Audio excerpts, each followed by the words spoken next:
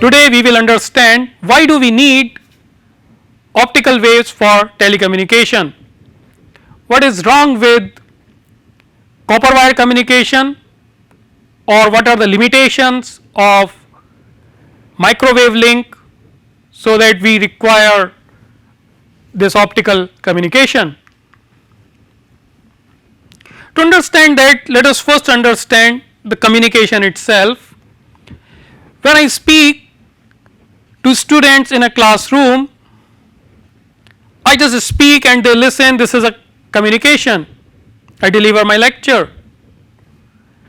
But the students which are sitting in the next room cannot listen to me. So what I need to do is, if I want them also to listen, I convert my voice signal using a transducer into electric signal and take that electric signal through copper wire to the next room, and in the next room I convert that electric signal into voice signal again using, for example, a speaker. In this way I can communicate to them. But if the next room is not very near, if I want to send my voice signal to a very distant room, then what I will do? Well, I will do the same thing, but perhaps I will put an amplifier in between. But if I want to communicate to somebody who is sitting in some other city, then I cannot do it like this. This way of communication is limited only to very small distance, and in this way only one person can communicate at a time. I cannot carry out several communications simultaneously using this kind of setup. So what is done? Well, the communication is then done through electromagnetic waves. The most reliable, economic and fastest way of communication between 2 points is the communication through electromagnetic waves. And in this kind of system we have 3 major components: the source, the communication channel and the receiver. This communication channel can be atmosphere for radio broadcast, electric lines for telephone, wireless network for mobile phone, and optical fiber for optical communication. This communication channel introduces loss and distortion to the signal, and for a reliable communication system what do you require is that the distortion introduced by the channel should be minimum and the noise added by the channel should be as little as possible. The electric signal which is produced by various sources such as telephone, computer, video, they are not always directly suitable for transmission through this communication channel. If you want to do several communications at a time, then what you do basically you use these signals to modulate a high frequency electromagnetic wave. This high frequency electromagnetic wave can be a radio wave, a microwave or light wave, and these kind of waves are called carrier waves. So this modulated EM wave carries the information, and this kind of communication is known as carrier wave communication. So here is a typical setup, that when you speak there is analog pressure generated through air, and if we put a microphone, this gets converted into electric signal. If you monitor the amplitude of this electric signal over time, it may look like this, which naturally contains several frequency. When I speak, it is not a single frequency, it contains large number of frequencies, and that is why this looks like this. It is not a harmonic wave. So, if I want to understand this carrier wave communication, then the easiest way is that I modulate the amplitude of the carrier wave using the voice signal, and when I do that, then the modulated carrier looks like this. The envelope of the carrier wave now changes in accordance with the amplitude of the voice signal. This is known as amplitude modulation. Now, if nu m is the maximum frequency of the voice signal has several frequencies. So, I find out what is the maximum frequency there. If it is nu m, and nu c is the frequency of carrier wave is harmonic, you can see it is perfectly harmonic wave, then the modulated carrier wave will have frequencies ranging from nu c minus nu m to nu c plus nu m. It is not a single frequency anymore, it has got a range of frequencies.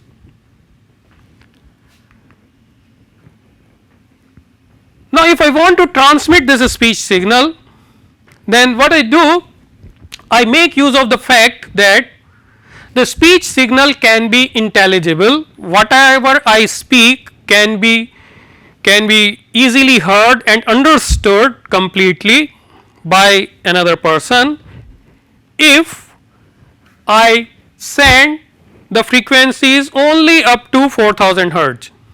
So, even if the maximum frequency content is 4000 hertz, the other person can understand what I am trying to say. The only thing is the texture of my voice will be different, will not be natural, because it will lose high frequency components, but nevertheless the other person will be able to understand what I am trying to say. So, the electric signal which is produced by the mic can be restricted to a maximum frequency of 4000 hertz. Of course, if I want to send high fidelity music, then I will have to allow all the frequencies up to 20 kilohertz. Now, let us modulate a carrier wave using this speech or voice signal, and let us choose radio wave as the carrier wave. Then the electric signal from the mic has maximum frequency 4000 hertz, carrier which is a radio wave has a typical frequency 1 megahertz. Then the frequency content of the modulated wave would be from nu c minus nu m to nu c plus nu m, which means 996,000 to 1,004,000 hertz. This range of frequencies I can divide into two parts, two bands. One is from nu c minus nu m to nu c, which is known as lower side band, and another is nu c to nu c plus nu m, which is known as upper side band. The thing is that both the side bands contain the same information. So, it is sufficient to send only one band of frequencies, let us say upper side band. So, we can reserve a band of frequencies from 1 million to 1,004,000 hertz for one voice communication, that is a band of 4000 hertz for one speech signal or one voice communication. For another speech signal, I can use another band starting from 1,004,000 to 1,008,000 and so on. Now, if the carrier that is available to me has a range of frequencies from 1 megahertz to 3 megahertz, that is, I have a 2 megahertz bandwidth system.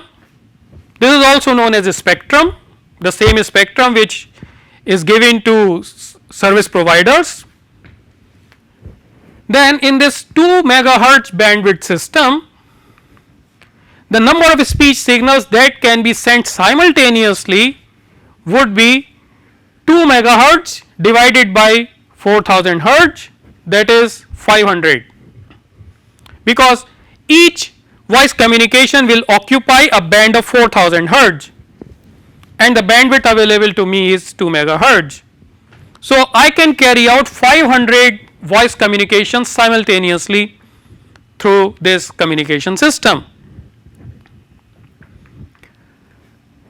Now, if instead of using radio waves of frequencies ranging from 1 megahertz to 3 megahertz, if I choose to have a carrier frequency in the range of gigahertz, that is 10 to the power 9 hertz, and let us say that the spectrum available to me is 1 gigahertz to 3 gigahertz.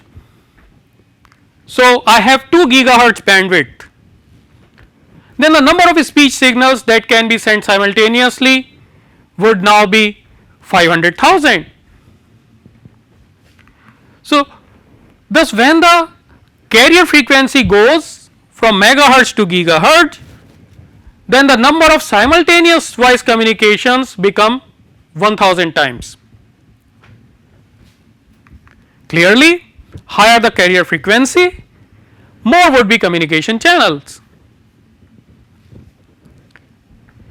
This was using analog modulation, but these days nobody uses analog modulation. Digital is the way to go. So, if I use digital modulation instead of analog modulation, then what I need to do is I will have to sample the signal at regular intervals. I cannot send my signal directly as it is. Instead, I will sample discrete points at regular interval. The question is, at what interval I should sample the points? At what interval I should pick up the amplitude of my voice signal? If I do it like this, I sample it in such a way and then reproduce the signal, which is represented by the blue curve here, the red curve shows the original signal. I can see my sampled points cannot regenerate the original signal. So, this is clearly a poor sampling. Let me increase the frequency of sampling or make the sampling interval is smaller, and then again if I look at it, then this is now better, but there is even a scope of improving it. Let us further increase the sampling rate and then see the regenerated signal. Now, this is fine. So, where do we stop? At what rate I should sample? Well, the sampling theorem says the sampling should be done at twice the maximum frequency. So, if my voice signal has maximum frequency nu m, then I should sample the voice signal at frequency 2 nu m. So, here it is, digital modulation and communication of voice signal. So, this is the amplitude of the voice signal, and I sample it at 8000 hertz, because I know that the maximum frequency content of a voice signal can be restricted to nu m. So, I sample it at 8000 hertz. What does it mean? That in my 1 second length of voice clipping, I sample 8000 points. I pick up 8000 points and record their amplitudes, and let these amplitudes be like this. As soon as I do this, I represent these amplitudes 105, 84, 70, 64 and so on. So, 8000 such amplitudes in 1 second length, 1 second duration of my voice clipping. Then basically I have digitized it. This is digitization, but this digitization is in decimal number system. Computer cannot work on decimal number system. We need to convert it into binary. So, I convert these into binary, 7-bit binary, all these amplitudes, and then what I can do, I can simply represent them with high and low pulses, electric pulses. So, here for example 1101,001 would be represented by high, high, low, high, low, low, high pulses, and in this way I have a train of pulses, a train of electric pulses, a sequence of zeros and ones, and this will go through communication system. So, each sampled point is represented by 7-bit binary, and we reserve 1 extra bit for control. So, I require total of 8-bit binary number to represent each sampled point. Now, since I have sampled 8000 points over 1 second and each sampled point is represented by 8-bit binary, so I require 64 kilobits in 1 second. So, I require the data to be sent at the rate of 64 kilobits per second. Now, if I have a 1 Gbps system, a system which can transmit data at the rate of 1 gigabits per second, then a number of simultaneous voice communications that can be carried out would be 1 Gbps divided by 64 kbps, which is equal to 15,000. So, I can carry out about 15,000 voice communications simultaneously. What are the bit rate requirements for different kind of services? If I am sending an email or a message, then I am using text. 100 words of text require about 60 kilobits. For voice communication or telephonic conversation, I need to send data at 64 kilobits per second. 20 volumes of encyclopedia would require 300 megabits. Standard television, standard video will require sending data at the rate 100 megabits per second, and high definition television will require a data rate of 1.2 gigabits per second. So, these are the bit rate requirement for some common information containing signals. Now, if I am using microwave communication, that is mobile network, then a mobile network has a typical data rate of 100 megabits per second over a few kilometers, and you look, standard TV itself requires 100 megabits per second. So, mobile network would not be very efficient if I am sending a video signal over long distance. Instead, if I use optical waves, then optical waves have frequencies which are 10 to the power 5 to 10 to the power 6 times the frequency of the microwaves, and this would lead to tremendous increase in the information transmission capacity. So, what you can do is basically you can use light waves, and your high pulse and low pulse will represent these ones and zeros, and you send these light pulses through, for example, optical fiber and carry out this communication. Then we will be able to address the bit rate requirement for these kind of advanced services also. What are the advantages of fiber optic communication system over conventional communication systems? Well, one is obvious, that the bandwidth is tremendous as compared to any other telecommunication system. Second, since these light waves are immune to radio frequency interference or electromagnetic interference, so our signal is not affected by these kind of noises. Third, tapping of signal is not easy. It requires special equipments.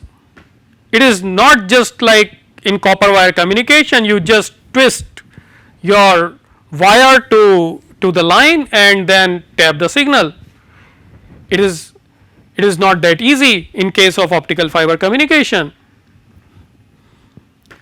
Next is, the fiber is made of glass and it does not corrode. So, the life of the fiber is very long. Fiber is made of glass again, and it is dielectric, so there is no risk of fire and sparks, and glass can withstand extreme temperatures. So, it can work in very extreme environments. The glass fibers are much compact and lighter in weight as compared to copper wires. In the end, I would like you to try this out if possible, which is a very simple system, can be made anywhere and will give you a feeling of communication through optical fiber. This is analog communication and over a short distance. So, what you require here is a source of voice signal, which can be a frequency generator or as simple as an audio player. You take any audio cassette player and take the signal out from the headphone jack and put it here. Take an LED, bias it, and write your signal which is coming out of your audio player on top of this. What it will do, as the voice signal will change, the electric output will change and it will change the intensity of LED light. So, in this way you can modulate the LED light. Put this light through optical fiber. This fiber can be a very simple plastic optical fiber, very cheap plastic optical fiber, which is like this kind of fiber you can use.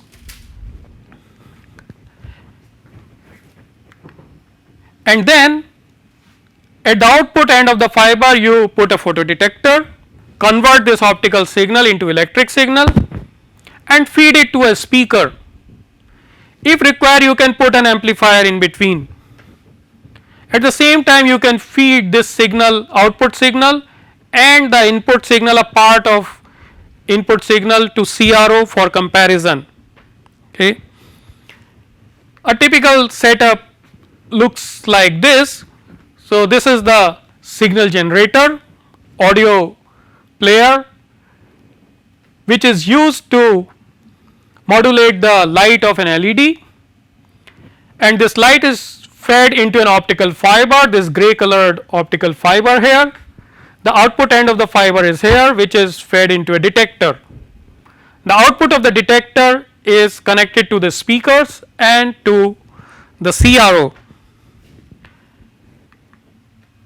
This is the zoomed version. So, this is the optical fiber, this is the LED whose light has been modulated, and this is the output end of the fiber, and this is the detector.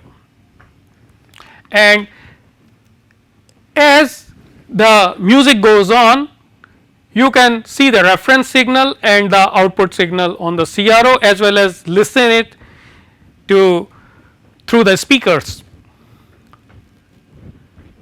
So, try this out and it will give you a feeling of optical fiber communication, although you cannot carry out this kind of communication over very long distances because this fiber is very lossy and you are using a light source which is LED, but nevertheless it would be a fun to do.